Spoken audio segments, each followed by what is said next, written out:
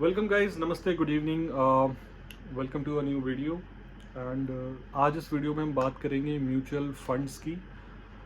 ये वीडियो इतना अपलिफ्टिंग होने वाला है आप लोगों के लिए, आप अंदाज़ा नहीं लगा सकते मैं क्या आज आपके साथ शेयर करने वाला हूँ। ठीक है, तो let's start with a short anecdote of my journey in mutual funds. So how did I started my journey with mutual funds?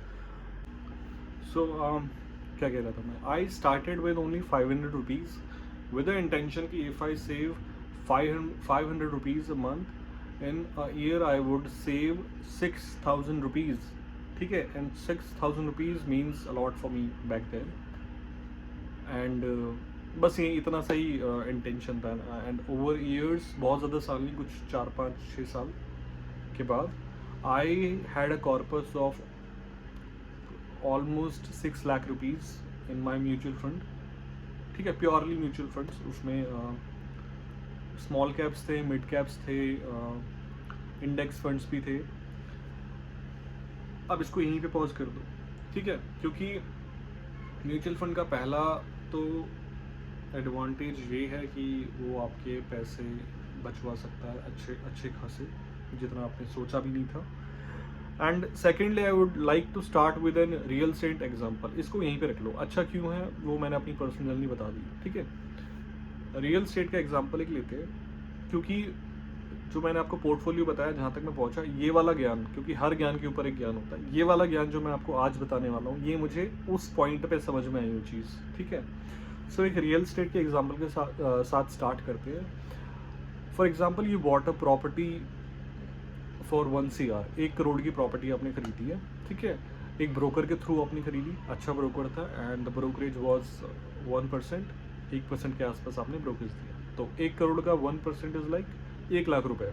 1 lakh रुपए आपने उसे दिए ब्रोकर को, and you got your house, जो भी आपने घर खरीदा था जहाँ पर भी, एंड आप उसमें रह रहे हो अच्छे से। ठीक है, 1 साल के बाद that brokers comes again, knocks your door and ask you for money. आप कहते हो कौन से पैसे? कहते हो लाओ सर 1 लाख रुपए लाओ, 1 साल हो गया। तो आप कहते हो किस बात के 1 लाख रुपए? वो कहते सर आपको घर दिलाया था ना 1 साल पहले। वो कहते हाँ बट दे तो दिया था तुझे। वो कहते नहीं, फिर देने पड़ेंगे सर, और इस बार ही नहीं, हर साल देने पड़ेंगे आपको 1 लाख रुपए। तो तुम बोलोगे यार क्या पागलों वाली बातें कर रहा है, राइट? सो यहाँ से पॉइंट बात स्टार्ट होती है कि the same thing is happening in mutual funds.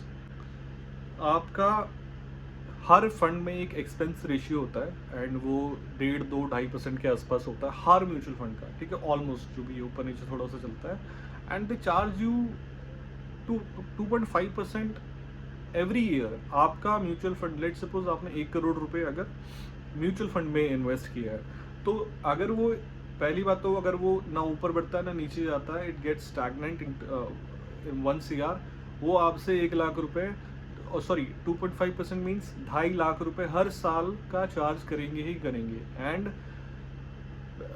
Beyond this, अगर वो 1 करोड़ का 1 करोड़ 20 लाख हो, चाहे 1 करोड़ का 80 लाख रुपए हो, they will still charge you every year. ठीक है, so that's the story of mutual fund. तो और ये तो तब है कि जब आपने म्यूचुअल फंड्स डायरेक्टली खरीदे हैं, राइट, डायरेक्टली परचेज किए हैं। If you get your self invested into from any broker application जो भी होती हैं, ग्रो, ज़रोदा म्यूचुअल फंड, तो इसके that also that comes with additional commission charges, वो आपको पता ही होंगे। ठीक है, इसके बाद यार, अगर आप लेट सपोज इफ़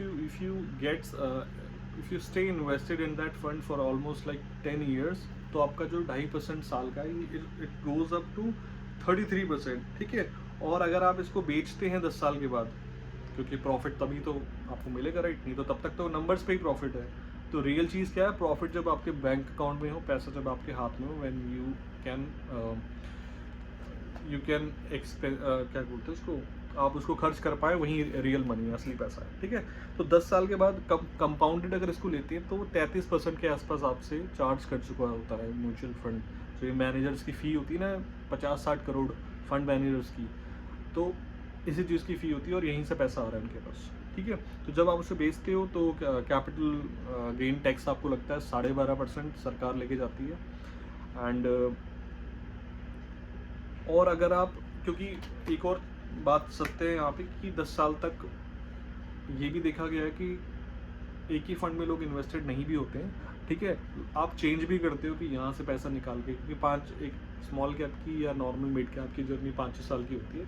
तो 5-6 साल बाद अगर आप इसको चेंज भी करते हैं तो उसमें भी काफ़ी ज़्यादा पैसा जाता है, जिसको चर्निंग कहते हैं, एक फंड से दूसरे फंड पे अगर आप स्विच करते हैं। क्योंकि आप उसको बेचोगे तो आप टैक्स आपको लगेगा, आप उसे एंट्री एग्जिट काफ़ी सारी होती है, मेरा बोलने का मतलब ये है, ठीक है।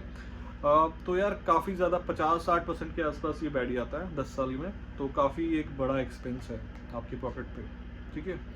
तो एक्चुअल में जो म्यूचुअल फंड में पैसा कमाया जाता है वो कम से कम 15-20 साल की जर्नी में कमाया जाता है, काफ़ी अच्छा। बट पॉइंट ये है, 15-20 साल के बाद कोई करता नहीं है। जब मैंने स्टार्ट किया था 500 रुपये से, मैंने कभी नहीं सोचा था, क्योंकि मैं सिर्फ 1 साल का लेके चल रहा था कि 1 साल में मैंने पैसा कमा लिया तो 6,000 रुपये का मैं कुछ कर सकता हूँ, ठीक है, उतना ही मेरा था। अब 1 साल बाद जो 6,000 रुपये मेरा प्रिंसिपल जमा हुआ था वो कम से कम 8,000 रुपये का हो चुका था, ठीक है। मतलब 2,000 का प्रॉफिट पहले ही साल में। सेकेंड ईयर में वो शायद और कुछ बढ़ा, तो यार फिर मेरी नीयत वहाँ पे ख़राब होगी कि यार ये 6,000 मैंने सोचा था 8,000 हो गया। तो अगर मैं 8,000 पे if I stay to मतलब लेट माई सेल्फ इन्वेस्टेड, तो फिर ये कितना हो जाएगा। तो हर साल की और हर महीने की, हर हफ्ते की ये curiosity took me to almost 6 lakh rupees, ठीक है।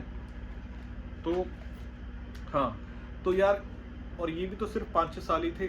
15-20 साल में तो मुझे भी नहीं पता वो कहाँ पहुँच जाता। अभी मैंने रोकी हुई फिलहाल, ठीक है, इस चीज़ के बाद, इस इन्फॉर्मेशन के बाद। तो यार क्योंकि 15-20 साल के बाद लोग इसलिए भी नहीं करते हैं, एंड इंक्लूडिंग माई सेल्फ, मैंने भी नहीं सोचा था। बट वो ऐसी गुल्लक है जो टाइम पे खाली होती रहती है, फूटती रहती है, क्योंकि बहुत सारी चीज़ें आती हैं। आप 25 साल 20 साल से बहुत कम लोग हैं जो स्टार्ट कर पाते हैं, ठीक है। आपको बाइक भी खरीदनी होती है, आपको गाड़ी भी लेनी होती है, आपको शादी भी करनी होती है, आपके बच्चे भी होते हैं, तो बहुत सारी चीज़ें जहाँ पे बहुत पैसा लगता है। एंड ये पैसा कहाँ से लगेगा? So somebody who is in, तो 40 साल 45 साल में जिन लोगों को अब ये ज्ञान हासिल हुआ है कि म्यूचुअल फंड अच्छे होते हैं, मैं ये नहीं कह रहा कि गलत है, but at which point you should start. क्योंकि 40-45 में आप स्टार्ट कर रहे हैं, हो सकता है वो स्टैगनेंट रहे कुछ साल तक, और आपके बहुत खर्चे होंगे, आपको घर लेना होगा, आपके बच्चों बड़े हो गए, उनकी एजुकेशन, उनकी शादी, ठीक है, आप रिटायर हो जाएंगे 5-10 साल में। तो आप अगर, इसलिए मैंने अपने पिछले वीडियो में कहा था who is supposed to be my audience, क्योंकि 40-45 साल का आदमी मेरी वीडियोस देखेगा तो उसको समझ में ही नहीं आएगा, ना वो सेंस बना पाएगा, ठीक है। तो कोई 20 साल का 25 साल का अगर यंग मुझे देख रहा है तो इसलिए मेरा ऑडियंस का पार्ट वो है, क्योंकि वो अगर ये सुनता है और वो स्टार्ट करता है तो it is going to the knowledge is going to be, information is going to be helpful, beneficial for him, हर कोई भी, ठीक है। तो क्या चीज़ अच्छे हैं, इंडेक्स फंड्स अच्छे हैं क्योंकि इनका एक्सपेंस रेशियो काफ़ी कम होता है और पैसिवली मैनेज होते हैं, तो ज़्यादा दिमाग लगाने की ज़रूरत नहीं होती। अभी आप देख रहे हैं इतने सारे फंड मार्केट में आए जा रहे हैं, यही फंड मैनेजर्स हैं जो हर दूसरे तीसरे दिन नया फंड बना देते हैं, ठीक है, और कोई अच्छा नहीं करता तो नया बना लिया, राइट। तो इतनी सारी प्रेडिक्शंस आप दोगे तो कोई ना कोई तो सही हो जाएगा और उसी पे फिर बेचना है बाकी सारे।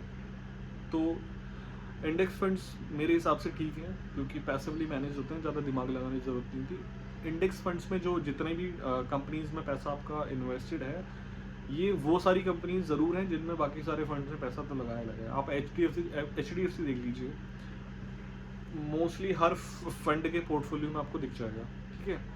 तो क्योंकि इंडेक्स फंड भारत की GDP के साथ बढ़ेगा, आपको ये रियलाइज़ करना है, ठीक है।